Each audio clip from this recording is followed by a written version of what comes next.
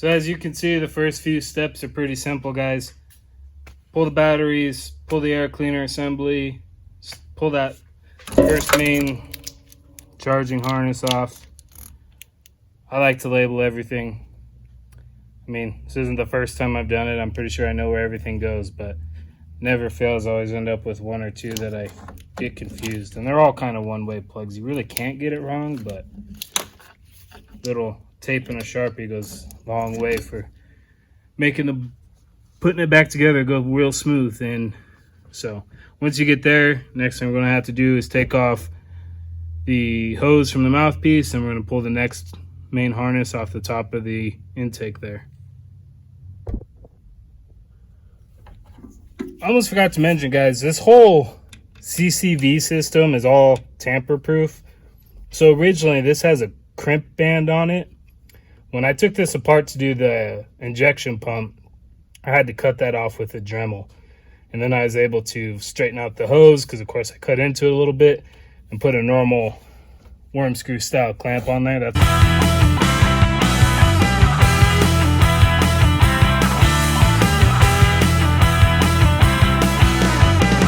Alright, so as you can see, we got this harness all disconnected, loose, so we can move it in and out of our way.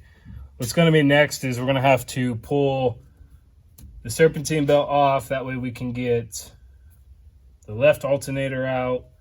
The AC pump we're going to pull out without disconnecting and breaking the system open, just like we did when we did the injection pump. We're going to fight that bolt. We're going to pull this whole thing up, hang it up out of the way, and then we'll tackle, the mouthpiece, intercooler pipe, EGR pipes, and then we'll be down to pretty much the intake Y bridge. And that's kind of the order we're going. So if you're doing this job yourself and following along, that's just kind of how I'm doing it. And yeah.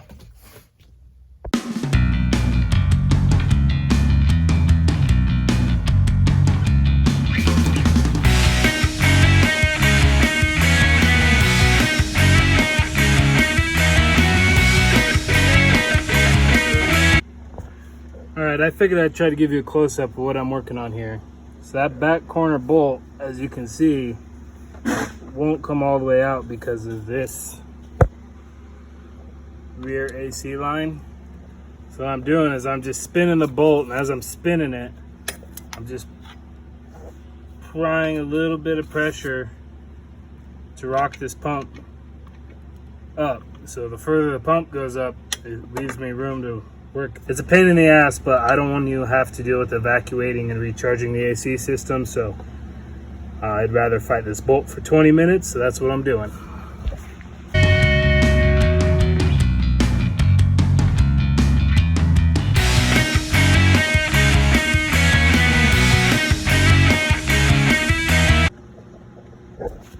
Alright, and just like that, after 10 or so minutes of dicking with this bolt over here, got it all the way out.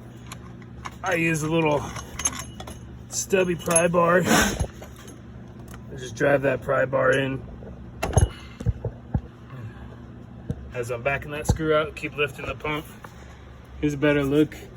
As you can see, that's all you got to work with. So unless you want to recharge the AC system, that's the best way I could figure out how to do it. Now we got all hung up, out of our way. We can access the mouthpiece. We'll get that alternator out and keep plugging along.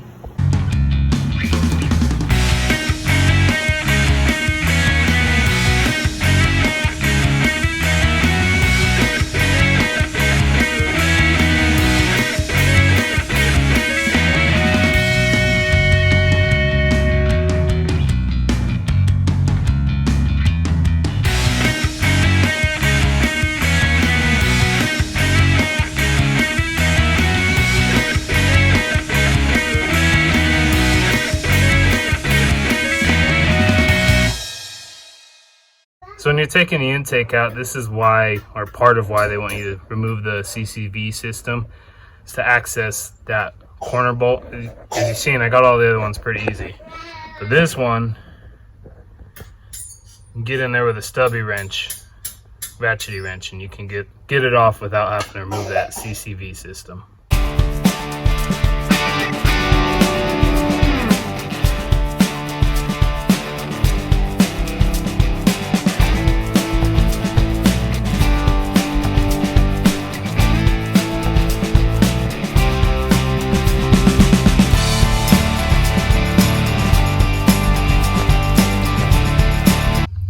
just wanted to stop for a second, show you guys this sensor. I know it's kind of hard to see. This sensor plugs into the turbo. It's not even actually the turbo, there's like a cap back there, but it plugs in like that. And you'll need like a 7/8 line wrench with an angle on it, or an actual O2 sensor removal socket, which I don't have. So I had an old 7/8 impact socket that I cut a slit into, and as you can see, it's not quite long enough to get it all the way on there and bend the cord over and still stick the ratchet in like a actual tool. So what I kind of did was cut a slit out of it, cut a point out of it, and then I got me a pipe wrench, was able to get it on like that and break it loose. And then once it's loose, it comes out pretty easy. You can just do it with your fingers. So just wanted to stop and show you that for a second.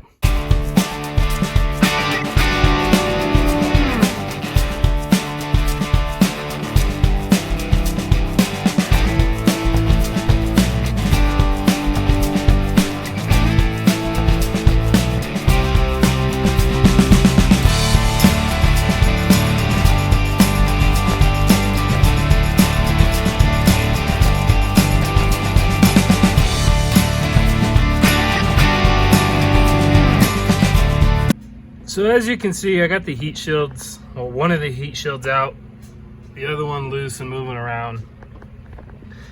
Now, the alt data tells you to pull this whole plenum thing up here and that insulation out. And then you're supposed to flip that like particulate filter thing.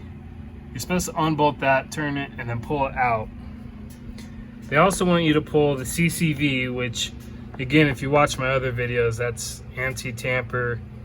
And I mean, I have the tools to get it out, but I don't want to try to find gaskets for it, because from what I'm told, GM only sells that as a full assembly with the valve cover. Somebody else I talked to said, you know, on a little bit older model, they pulled the EGR system out, which is what I've been contemplating doing. But after investigating around a little bit, I think what we're going to try to do is pull this tube off, see if we can wiggle our way around to get all the feed lines off the turbo. And on these years, guys, you don't have to pull the up pipes. It goes into like a base plate, and then the turbo bolts to the base plate on the upside. So if you can kind of see, like, there's bolts that bolts it straight down. So we're going to see if I can get that clamp off, feed lines off, see if we can just pull the turbo right out the top without moving the EGR or the CCV system. Might work, might not. Let's find out. So I was able to get all the feed lines off just using a 1/4 inch drive ratchet and a 10 mil, couple extensions. The two coolant lines were the hardest. Actually, the top one's easy. The bottom one, kind of got to get in there with your fingers and use the socket and play that game. And then I was able to get the 4 bolts that hold the turbo down. Those are 15 millimeter with I broke them loose with a 1/2 inch and then pulled them the rest of the way with just 3/8 and some extensions. Not gonna lie, it's kind of a bitch. Took a wobbly socket and some finessing. And right down here,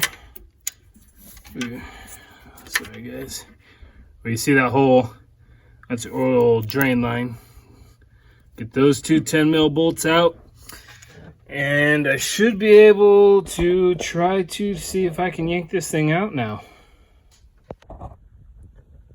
Alright guys, I know this is a super shitty video, but I've been messing trying to get this turbo out for a minute now. I ended up loosening these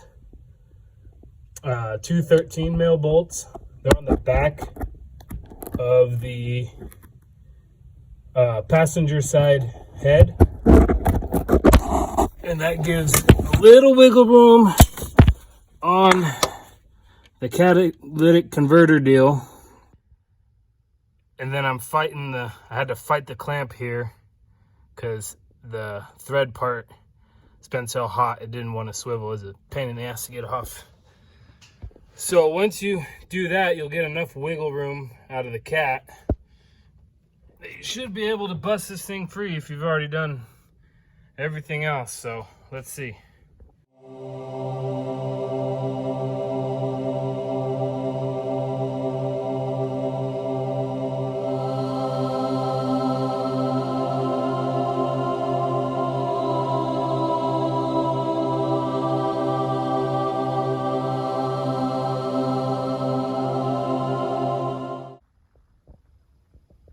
So there you have it. That's the turbo removal without needing to remove EGR, CCV, cat, that back plenum piece. That's it in a nutshell. That's a turbo removal on a 2021 L5P, my way. I'm not going to tell you it's the professional way, but it works. So now that it's out and it's getting late tonight, it's time to go crack open some wobble pops, and we'll come back tomorrow and start putting shit back together.